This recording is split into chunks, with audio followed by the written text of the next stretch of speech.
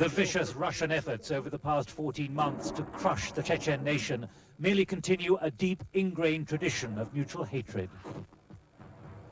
Whether under Stalin or the Bolsheviks in 1917 and the Russian royal family last century, Moscow has battled for centuries to suppress Chechen independence and exert ultimate control. The Chechens are fiercely nationalistic.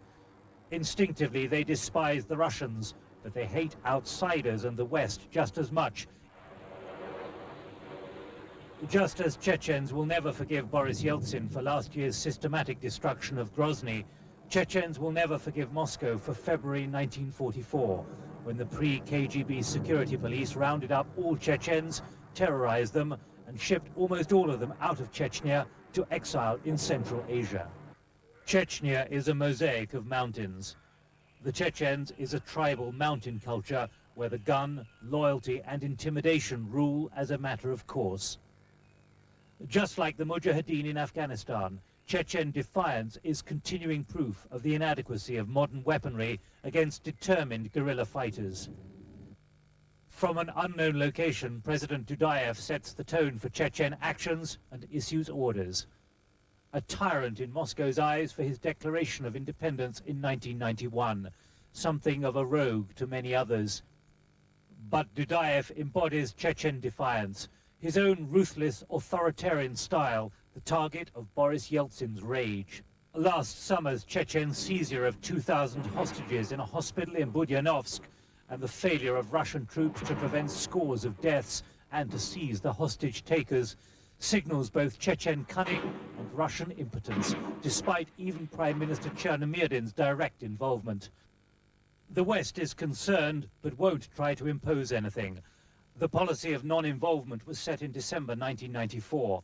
At the time, the bombing of Grozny airport was beamed worldwide on television. Russia's military offensive was underway. But the 52 heads of state and government meeting at a European security conference in Budapest barely twitched. Chechnya was an internal Russian matter. The hope now is for international mediation. The political reality in Moscow, though, offers little hope. With Chechen resistance into its third day, it is again time for the sledgehammer approach. Grad missile launchers are among the Russians' most lethal weapons. They're indiscriminate and used for blanket shelling. The Russians had apparently written off the hostages in their determination to crush the rebels. Helicopter gunships queued in the sky to blast what the Grads missed.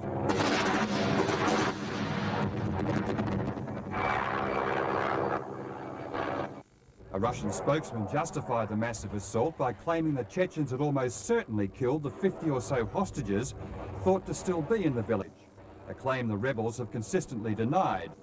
But reporters at the scene suggest the bombardment was launched because an earlier assault by special forces had gone badly wrong. Returning from house-to-house fighting, they said they'd fallen into a trap. With no artillery support, they'd suffered great losses, including their commander. So the heavy weapons opened up, and the people of Pervomoskaya had to watch as their village was reduced to rubble.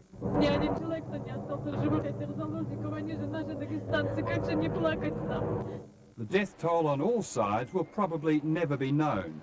More roadblocks have been set up and reporters sent well away. In a statement today, the Red Cross said it had tried in vain to help the victims and called for a temporary truce. But that won't happen. Russian officials have announced the bombardment will resume this evening, the elimination of the Chechens their aim.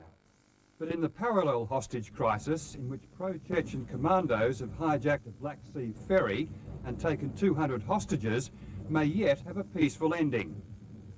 Turkey has reportedly agreed to allow the boat free passage to Istanbul, where the hijackers will be allowed to hold a news conference before surrendering. The commando leader, Mohammed Tokcan, second from left in these file pictures, earlier threatened to blow up the ship unless two key demands were met. Buna müdahaleye kalkışan kendi halkına bunun hesabını veremez. Çünkü terörist değiliz. Teröriste müdahale edilir. Home to 25,000 Chechens and with growing Islamic fundamentalism, the hijacks caused Turkey a major headache. It's had to balance their demands with Moscow's insistence on decisive action to end the hijack.